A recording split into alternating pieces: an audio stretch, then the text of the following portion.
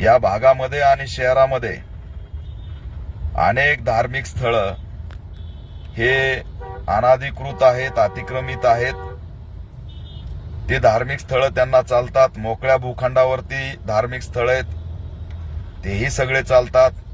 पण बौद्ध मूर्ती बसवली हे का चालत नाही हा प्रश्न मी विचारतोय। चिकलठाणा ग्रामीणच्या पोलीस स्टेशन मधून आलेले PI यांनी समाज बांधवांना दमदाटी करू नये। परभणीचं प्रकरण ताजं आहे, त्यांच्यावरती लाठीचार्ज, खोटे गुन्हे दाखल करण्याची धमकी देऊ नये।